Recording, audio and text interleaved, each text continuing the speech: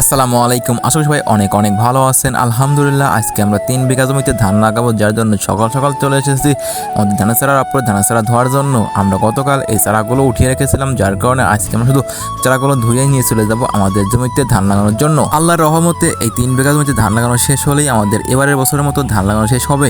এরই মধ্যে আমাদের সমস্ত চারাগুলো ধোয়া শেষ হয়ে গেছে এবং সমস্ত চারাগুলো বোঝা বেঁধে আমরা রওনা দিয়ে এসেছি ধান লাগানোর উদ্দেশ্যে ধানের জমিতে। এবং ধানের জমিতে এসে দেখি যে ধানের জমিতে পানিতে টুপুটুপু করতেছে এবং আমরা আজকে এই 3 বিঘা জমিতে ধান লাগিয়ে শেষ করে বাড়ি গিয়ে আমরা গরুর গোশত দিয়ে খিচুড়ি রান্না করে সবাই মিলে খাওয়া দাওয়া করবো, যার জন্য স্বাস্থ্য ভাই এবং ভাতিজাদের নিয়ে এসেছি আমাদের এই জমিতে ধান লাগানোর জন্য। আমাদের এই 3 বিঘা জমিতে আজকে ধান লাগিয়ে দিন সকাল সকালে চলে যাব এবং এরই মধ্যে আমাদের সমস্ত চারাগুলো আমরা ধানের জমিতে ছিটিয়ে দিচ্ছি এবং ছিটানো শেষ করে তারপর ধান লাগানো শুরু করলাম। আমরা আমাদের এই 3 বিঘা জমিতে ধান লাগানোর জন্য মোট 5 জন লোক এসেছি এবং এরই মধ্যে আমরা ধান লাগানো শুরু করে দিয়েছি এবং আমরা এই 3 বিঘা জমিতে ধান লাগিয়ে দিন সকাল সকালে বাড়ি যাবো, যার জন্য 5 জন লোক এসেছি এবং এর মধ্যে আমরা প্রথম পাই ওঠানো প্রায় শেষ করে ফেললাম। তবে আপনাদের একটা কথা জানিয়ে রাখা ভালো যে আমরা আমাদের এই জমিতে ধান লাগাচ্ছি বিনা 7 এবং বিনা 17, এই 2 প্রকার ধান আমরা 2 জমিতে লাগাবো, যার জন্য আমরা প্রথমেই লাগাচ্ছি বিনা 17 এবং 17 ধান লাগাবো আমরা 1.5 বিঘা জমিতে এবং বিনা 7 লাগাবো 1.5 বিঘা জমিতে। এবং আজকের আবহাওয়াটা খুব সুন্দর এবং মেঘলা মেঘলা আবহাওয়া এবং এই আবহাওয়ায় ধান লাগানো আমাদের ভালো লাগে। এবং যদি রোদের তাপমাত্রা বেশি হয় তাহলে ধান লাগানো অনেক সমস্যা হয়, পানি গরম হয়ে যায়, যার কারণে আজকের আবহাওয়াটা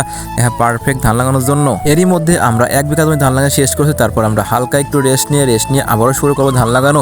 আজকের আবহাওয়াটা সুন্দর আছে, যার কারণে বেশি একটা রেস্ট নিতে হবে না এবং আমরা হালকা একটু রেস্ট নিয়ে শুরু করবো আবারও ধান লাগানো। তবে আরেকটা কথা আমরা 5 জন মিলে মনের আনন্দের সঙ্গে ধান লাগাতে যাচ্ছিলাম, কারণ আমাদের তেমন একটা কষ্ট হচ্ছিল না এবং সবাই মিলে আনন্দের সঙ্গে কাজটা করে যাচ্ছিলাম। এবং এরই মধ্যে আমাদের 1.5 বিঘা ধান লাগানো কাজ শেষ হয়েছে, তারপর আমাদের খাবার চলে এসেছে। আমরা খাওয়ার জন্য চলে যাবো আমরা রাস্তার পাশে এবং আমাদের জমির পাশে রয়েছে রাস্তা এবং রাস্তায় এসে আমরা সবাই মিলে একটু রেস্ট নিয়ে তারপর আমরা খাবার শুরু করব।